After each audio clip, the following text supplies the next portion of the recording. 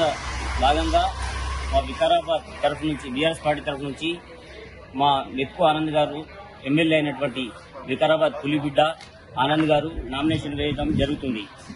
ఈ రోజు మా గౌరవ ముఖ్యమంత్రి గారు కేసీఆర్ గారు పెట్టిన సంక్షేమ ఫలాలు ఏవైతే ఉన్నాయో ప్రతి ఇంటికి చేరడం జరుగుతుంది.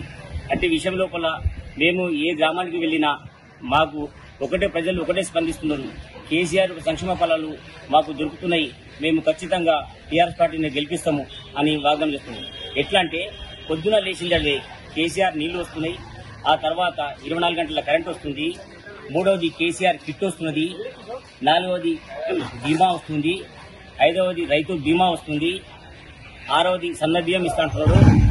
ఇన్ని సంక్షేమ ఫలాలు ఉన్నాయి. ఇంకా చెప్పుకుంటా పోతే ఇంకా ఎన్నో సంక్షేమ ఫలాలు ఉన్నాయి. కాబట్టి ఖచ్చితంగా బీఆర్ఎస్ పార్టీ వికారాబాద్ తరఫు నుంచి ఖచ్చితంగా గెలిపిస్తామని మేము ముక్త కంఠంతో తెలియజేస్తున్నాం.